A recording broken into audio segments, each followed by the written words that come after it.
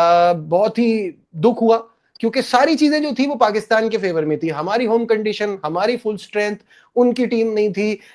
ये पटाखेदार, वैसे पटाखे वाली विकेट पिंडी की, और उस पर हम टॉस भी जीत गए, और उसके बावजूद मैच हार गए। वो जो 100% रिकॉर्ड था उसको भी हमने खराब कर दिया। में कर देता है। हार्दिक पांड्या भी नहीं फिट, लेकिन उससे 2 ओवर करवाते हैं, 1 ओवर करवाते हैं। आइडिया होता है कि भाई ऑलराउंडर खेल रहा है, नेवर नो। लेकिन आप में बिल्कुल गेम अवेयरनेस नहीं है, ना आपको कंडीशन का पता चलता है, ना आपको पता है कि प्लेइंग 11 क्या बनानी है। और क्या हाल होगा इस क्रिकेट का। पाकिस्तान क्रिकेट को देख के तो अब यही नजर आता है, सबसे पहले तो दिमाग में ये सोच आती है, पता नहीं ये मैच जीतेंगे या नहीं जीतेंगे। इस हाल तक हमारी टीम चली गई है। यही होता है जब आपकी इतने अच्छे रन हो रहे हो, 1 से 2 विकेट गिरी हो, और जो भी बैट्समैन आता है वो खुला खेलने की कोशिश करता है कि नहीं। ये समझ जाएं, ये आप अपना किबला दुरुस्त कर लें। ये नहीं है क्रिकेट। जिस बंदे का डोमेस्टिक में, मुझे लगता है मैं गलत भी हो सकता हूँ, जिस बंदे का 100 नहीं है डोमेस्टिक में, वो बैटिंग कोच बना हुआ यार। वो गॉड से कि यार क्या हो गया हमारे पाकिस्तान क्रिकेट बोर्ड को। Big fan of Babar Azam. Babar भाई ने बहुत ज्यादा रन्स किए हैं, पर अब पता नहीं क्या हो गया है। देखिए उस्मान, रन्स हंगर जो है ना वो कभी खत्म नहीं होती जब आपका फोकस क्रिकेट की तरफ होता है। जब आप क्रिकेट को टाइम देते हैं ना, इधर उधर की चीजें छोड़ देते हैं। आपको क्लब का मैच मिलता है, आप जाते हैं खेलने। डोमेस्टिक फ्री होते हैं, आप जाते हैं खेलने। वही प्लेयर बनते हैं। और मेरे ख्याल से इस वक्त बाबर को बड़ी सख्त जरूरत है, जो भी क्रिकेट मिलती है ना वो जरूर जाए, ग्राउंड को ना छोड़े। इंडोर प्रैक्टिस करने से कुछ नहीं होगा जब तक आउटडोर ग्राउंड को टाइम नहीं देगा। डोमेस्टिक मैचेस फ्री है, नहीं खेलेगा, बेहतरी नहीं होगी, मजीद इस मुश्किल में आता जाएगा। बाबर नहीं, हर लड़का अगर वो डोमेस्टिक से जान छुड़ाएगा ना, क्लब क्रिकेट से जान छुड़ाएगा ऑफ सीजन में, उनका हाल ऐसा ही होगा। ठीक है। स्कूल स्कूल कह रहे हैं कि नजीब साहब, पीसीबी में भी क्या पाकिस्तानी स्टैब्लिशमेंट का सिफारिश चलता है? क्या बकवास सिलेक्शन है। भाई मैंने कहा ना, वो जो भी हो, सिफारिश देखिए हो, कॉम्प्रोमाइजेस हो, नजीब, सब कुछ पता नहीं, मेरिट पे तो नहीं हो रहा काम कहीं भी। नजीब मैं वही कह रहा हूँ ना कि इनसे ज्यादा स्ट्रॉन्ग कोई चेयरमैन नहीं आ सकता। आप भी कहते हैं, मैं भी कहता हूँ, पूरा पाकिस्तान कहता है, पूरे जितने हमारे एक्स क्रिकेटर है वो भी कहते हैं। अगर इनके टर्नओवर में हमारी क्रिकेट बेहतर नहीं हो सकती, ये टीम बेहतर नहीं बना सकते, तो फिर कौन करेगा आके। तो इसलिए रिक्वेस्ट है बार बार, उसी सूरत बेहतर होगी जो आपने डोमेस्टिक के डायरेक्टर बनाए हुए ना, नॉन क्रिकेटर, जो आपने जिस तरफ वो क्रिकेट करवा रहे हैं, जिन ग्राउंडों में करवा रहे हैं, ऐसे कभी बेहतर नहीं होगी। मैं होता तो जैसे शेड्यूल आता ना, तो मैं उसी टाइम सैक कर देता डोमेस्टिक क्रिकेट के डायरेक्टर को।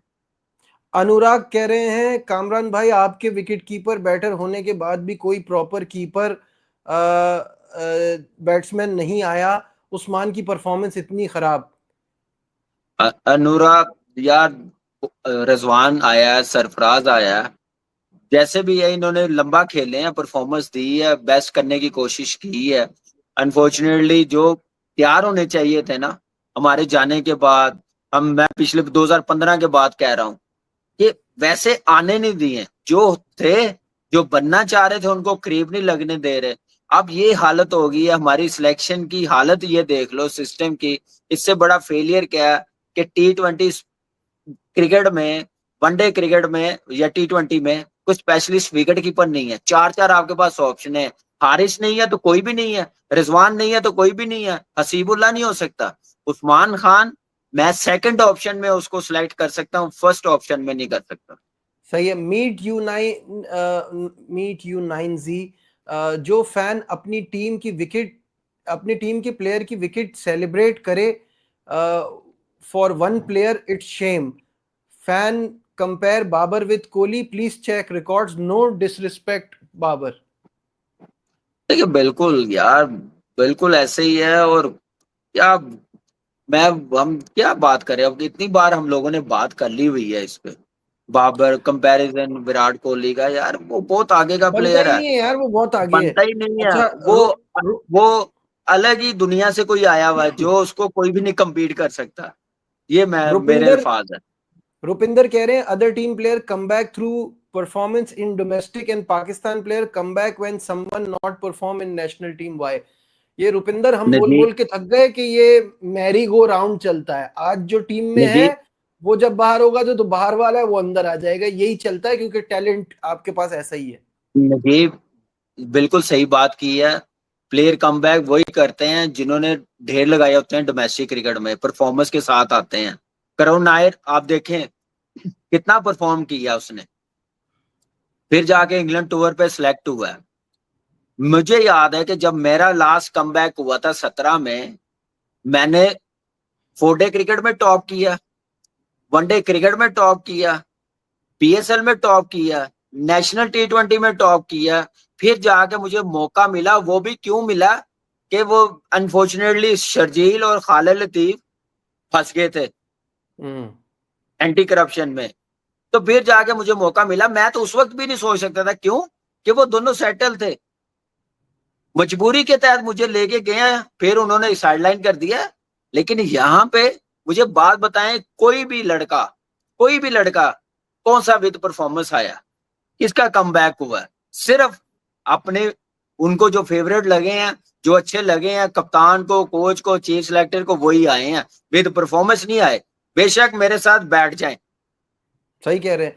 महेंद्र प्रसाद कह रहे हैं Najib bro, Babar Azam has scored more than 4,000 but when he's on crease bowling team never afraid, फिर ऐसे रन्स का क्या फायदा? कह सकते हैं आज, क्योंकि परफॉर्मेंस ऐसी है, फॉर्म बिल्कुल नहीं है, और फॉर्म उसी सूरत आएगी जब अपना प्रोसेस बेहतर करेगा। पहले प्रोसेस हर चीज बेहतर होती थी नजीब, मेंटली रिलैक्स होता था, स्किल वर्क पूरा होता था, क्लब के मैच खेलता होता था मेरे सामने। शाहीन अफरीदी वो रिदम नहीं नजर आया, वो मजा नहीं आया बिल्कुल भी। 4 ओवर में 45 रन दे दिए, 3-3 4-4 चौके 1 ओवर में। उनके 6 ओवर में कोई 50-60 रन थे, 6 ओवर में तकरीबन 60 रन थे, 9 ओवर में तकरीबन वो 100 रन कर चुके थे। और अमूमन ऐसे ही होता है, जब आपकी इतने अच्छे रन हो रहे हो, 1 से 2 विकेट गिरी हो, और जो भी बैट्समैन आता है वो खुला खेलने की कोशिश करता है कि नहीं यार विकेट तो देखनी नहीं, अब गिरे या ना गिरे, रन खुले मारते चले जाओ, लगते चले गए तो हम ठीक ठाक रन कर जाएंगे। जिसकी वजह से उनके 3 4 5 विकेट्स गिरे, तब जाके उनके 194 हुए। वरना तो ये तो 230-40 रन कर गए थे, जिस तरह 9 ओवर में तकरीबन 100 रन हुए थे। अबरार ने 4 ओवर में तकरीबन उसने 42 रन दिए। सिर्फ वाहिद नवाज था जिसने 26 रन दे के 3 आउट किए। नसीम शाह ने भी 3 ओवर में को 33-34 रन, 1 आउट। शाहीन भी 4 में 45। तो सलमान ने भी 1 ओवर किया, 15-16 रन दे दिए। कैसी कप्तानी हो रही है, मुझे समझ नहीं आ रही। फ़हीम अशरफ पाकिस्तान का सबसे बड़ा बेन स्टोक ऑलराउंडर आपका, उससे 1 ओवर भी नहीं करवाया जाता। और ये अभी से नहीं हो रहा, कब से चलता हुआ आ रहा है। उसको कभी 2 ओवर देते हैं, कभी 1 ओवर देते हैं, कभी 3 ओवर देते हैं। अभी उसने एशिया कप में फाइनल में इतनी जबरदस्त बॉलिंग की है, तो उसको बॉलिंग करवानी चाहिए थी ना, या नहीं करवानी चाहिए थी? 1 ओवर भी उससे बॉलिंग नहीं करवाई। 194 हो गए। सॉरी। टॉस जीत के क्यों पहले फील्डिंग करने का सलमान ने फायदा उठाया कि हम टॉस जीते, अब पहले फील्डिंग करेंगे? क्योंकि ज्यादातर पीएसएल के मैचेस जब पिंडी में होते थे, वो वहां यही सब कुछ होता था कि यार 200 रन या उससे ऊपर भी हो रहे हैं, वो चेज हो रहे हैं। इसीलिए आपने टॉस जीत के पहले फील्डिंग की। यहां पे डे नाइट का तो कोई चक्कर ही नहीं था कि उनकी बैटिंग जो है डे में आ रही है और आपकी बैटिंग नाइट में आ रही है। दोनों की बैटिंग रात में आ रही थी। 8 बजे पाकिस्तान के हिसाब टाइम पे मैच स्टार्ट हुआ था, तो उनकी भी रात में बैटिंग आई। उन्होंने ठीक ठाक कूटा। रिजा हेनरिक्स ने ठीक ठाक आपको कूटा, 60 रन किए। उसके बाद जो नीचे से जॉर्ज लिंडे ने आके रन किए ना, वो काम खराब कर गया। उसने रन कर दिए। जिस तरीके से टेस्ट मैच में रबादा ने और महाराज ने नीचे से आके रन किए ना, और रन ठीक ठाक हो गए, इस तरह जॉर्ज लिंडे कर गया रन। और आखिरी सेकंड लास्ट ओवर में भी शाहीन को 3-3 4-4 रोके, जो कि 1 ओवर में लग गए। अच्छा जी, उसके बाद बैटिंग स्टार्ट होती है। मैं हैरान हूं, साहिम अयूब हो गया, सलमान आगा हो गया, बाबर आजम हो गया और हसन नवाज हो गया, क्या शॉटें खेली हैं मुझे समझ नहीं आई। ये जो साइम अयूब ने 37 रन की तो जॉर्ज लिंडे को उसने छक्के मारे तब हो गए। फास्ट बॉलर को तो बॉल ही नजर नहीं आ रहा, गेंद किधर, बल्ला किधर, मुंह किधर। मुझे तो ये समझ नहीं आई कि हमारे बैट्समैन जो बैटिंग करने आ रहे थे, क्या उनको लाइट्स में बॉल नजर नहीं आ रहा था? जब बॉल हाथ से निकल रहा था या पिच पे जब हिट हो रहा था, लग रहा था पिच के ऊपर, लैंड हो रहा था, तो क्या उसके बाद बॉल नजर नहीं आ रहा था? मुझे तो ऐसे लग रहा है उनको लगता है बॉल ही नजर नहीं आ रहा, उनके सामने से गायब हो रही हैं बॉलें, जिस तरह साइम अयूब बैटिंग कर रहा था। और आप देख लो आउट किस तरह हुआ है, वही लेग स्टंप पे स्पिनर को मारने गया, एक्स्ट्रा कवर पे आउट हो गया। बाबर आजम आते हैं बैटिंग करने। भाई मेरा आपको मैसेज ये है कि ये T20 सीरीज आपके लिए बहुत इंपॉर्टेंट है। अगर आपने इस T20 में इसी तरीके से शॉटें मारनी है तो फिर आप कुछ भी नहीं कर सकेंगे। और यही प्लान था सबका, आपकी क्रिकेट बर्बाद करने का, आपकी बैटिंग बर्बाद करने का। भाई छोड़ दो, उसी तरीके से बैटिंग करो जिस तरह T20 क्रिकेट में बैटिंग करते हुए आए हो। जबरदस्ती मत मारने की कोशिश करो, आप जबरदस्ती वाले प्लेयर नहीं हो जबरदस्ती वाले प्लेयर। जो क्रिकेटिंग शॉट्स खेलते हो वो शॉट्स खेलो, ठीक है, थोड़ा लंबा लेके चलो, स्पिनर्स पे गैप शॉट्स जितना खेलते थे, ठीक है, उस तरीके से खेलो, स्ट्राइक रोटेट करो अपने। जब मारना होगा आप अपनी पुरानी बैटिंग देखो, जब मारने का टाइम होता था तो बाबर आजम साहब आप मारते भी थे, लेकिन थोड़ा सेट तो करो।